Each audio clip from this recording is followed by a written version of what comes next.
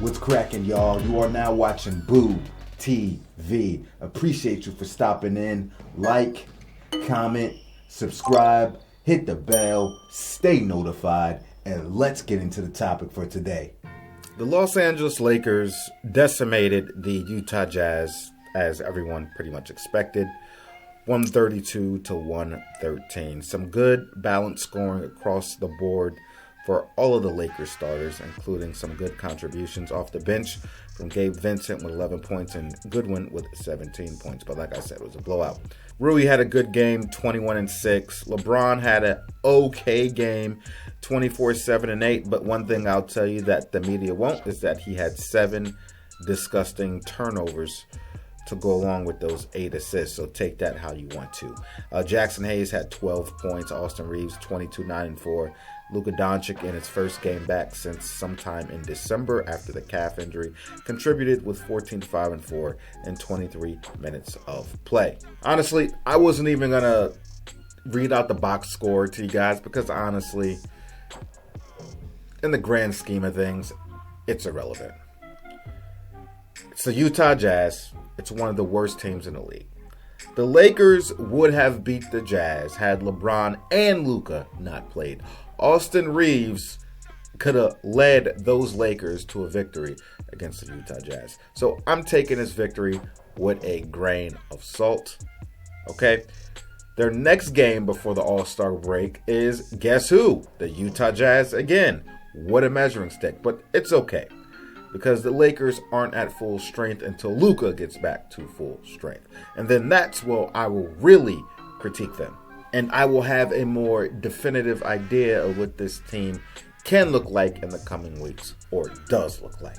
The funniest thing about all this was watching LeBron James try to be a front runner and show out by asserting himself on defense and playing lockdown, feisty defense on his assignment, Utah Jazz player.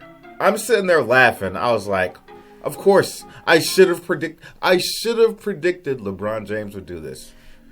Yeah, he's playing with more pep in his step now, but why does it take getting Luka Doncic to play with more pep in your step? And I'm telling you, casual people, right now, don't get used to this LeBron James playing defense thing. Give him some time. He will go right back to being LeBron James, someone who doesn't care about defense, someone who does not assert himself defense and allocate his energy to playing defense. Give it some time. Give it some time. He will regress to what we have always known for him to be as a Laker defensively. This is fool's gold, people. Please stop. He'll do this just enough for you casuals to watch, and you could take that, oh, LeBron's defense, knowing you guys won't watch all the Lakers games. And then, during that time when you've stopped watching, he's back to good old LeBron James, stat padding, only caring about offense, and not playing a lick of defense. I've been watching this guy almost every single game he's played in a Lakers uniform, and I know how this goes. Song as old as time. I sat there chuckling. I was like, look at this guy go. Look at this guy go. Oh, he wants to. Oh, Luka, this is how you do it. This is how you play defense. This is what you got to do to be a champion. This is what I do. LeBron, you haven't done that in a long time. Stop it.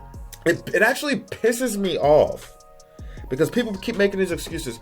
Oh, he's 40 years old and he only has enough energy to play offense. I don't expect him to do anything defensive. Get the out of here. It pisses me off because he has the ability to play defense.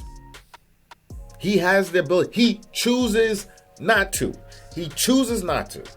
And that pisses, got the hiccups. That pisses me off. It does. Now he wants to be a front runner and show out. Because he knows everybody's watching this game on national television. Luka's debut. Now you want to show out. Give it some time. This will wear off. And now that you got Luka Doncic, who offers a redundant skill set to LeBron James, except inferior defensively, that says a lot about Luka's defense. But Now, LeBron, you should have no problem allocating more of your energy to defense, and Luka could pick up those offensive responsibilities that you kept using as an excuse as to why you can't play defense, or your Bron Goblins and La Media excuses that they've made for you. I'm just saying. It pisses me off knowing that you choose not to play defense. Anyway, like I said, it's the Utah Jazz. Talk to me when the Lakers finally play a contender or a really good team, because it seems like they haven't played many recently. And then, hopefully by then, Luka will have had a handful of games under his belt and get more comfortable playing post-calf injury. And we can really see how this team fleshes out together, what the play styles are going to be. I have a pretty idea what the play style is going to be, but we'll see how they look together. Then I will cast my ultimate judgment. Only then. Like I said, Luka appears to have been, I was going to say on a minutes restriction, but it was a blowout. So that might have had something to do with it, as well as maybe a bit of a minutes restriction. And I'm sure JJ Redick is going to be playing around with these rotations and whatnot until he figures out how he wants to, what's the word I want to use? How he wants to allocate the minutes for Luka and LeBron with the rest of the squad. I know how Lakers Nation is, real Lakers Nation. And I know how Bron Goblins are, and I know how Luka fans are. And they will jump the gun very, very, very, very quickly. Very, very, very quickly. Without applying proper analysis. They'll take this victory against the Utah Jazz and be like, woo, these Lakers are special. It is the Utah Jazz. Now, I even put out a post not too long ago saying I have a feeling. I just have this feeling in my gut that within the next 2 years, the Lakers could possibly do this thing. It's just a feeling I have in my gut. That's all I'm saying. I'm not running around naked with a Laker banner wrapped around my privates. I ain't doing nothing like that. I'm just saying I have this weird feeling in my gut. That's all it is. I hope they win the championship, but I still have to apply my analysis. I hope LeBron James understands that he is not the best player on the team. And he needs to let the best player cook, especially once Luka gets some more games under his belt and he's completely comfortable. And we confirm that his health is more or less fully returned from that injury. I really hope he takes a step back, but I just don't feel like he can do it.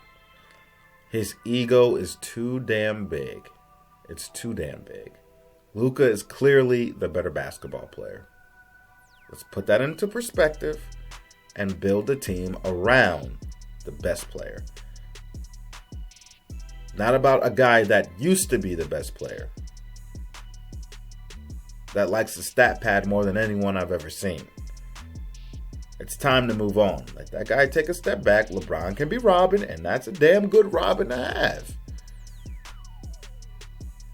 But Luka is better than LeBron James in every facet of the game. That does not include defense and athleticism. Outside of that, there is nothing that LeBron James is superior in. Nothing. I want Luka in any other stat or circumstance. Anyone. You name it. Well, technically, I'm pretty sure LeBron James has a higher field goal percentage. Luka, I know, is mid-40s. LeBron probably high 40s, low 50s. I don't have the stats up. But like I said, LeBron James has a lot of shots at the rim, fast breaks, layups. Luka tends to shoot a bit more jumpers than LeBron does. And I guess you can make an argument at this point that LeBron James this season is a better three-point shooter. But in the clutch, I'm definitely taking Luka. If we're going to be technical. But still, Luka clears in everything else. Stop playing. And before you talk about assists, Luka is the better passer. Luka's the better point guard. Luka actually shares some of his responsibilities with Kyrie, where LeBron gets his point guards traded and shipped off so he can control the passing more. Those are just the facts. Anyway,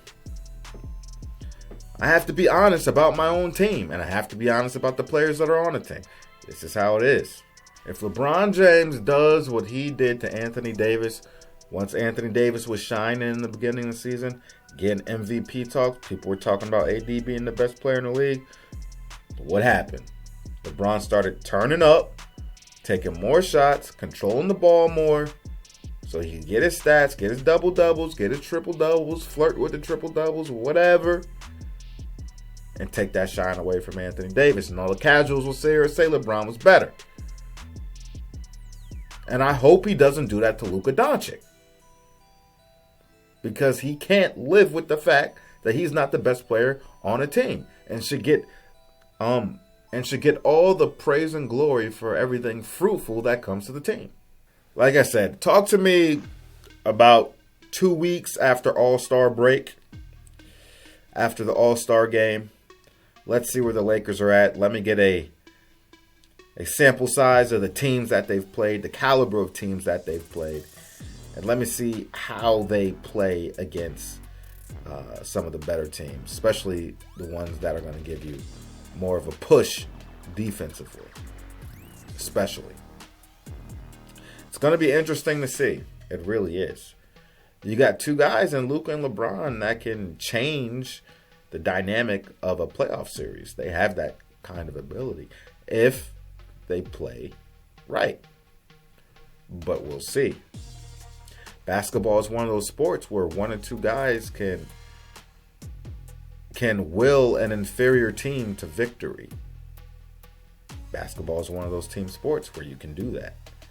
Now you got two guys that have the ability to do it. Whether they do it or not is different, but have the ability.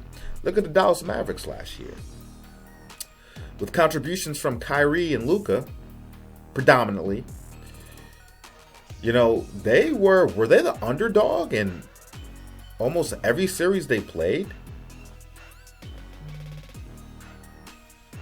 I don't think they had home court advantage at any point in that entire postseason, did they? Well, okay, they might have had home court against the Clippers. I don't have the standings from last season up, so I think they played Clippers first round, right? And then they beat OKC. I know OKC, they had the better record. And then they beat the Minnesota Timberwolves. And I'm pretty sure the Timberwolves had the better record. And, of course, the Boston Celtics.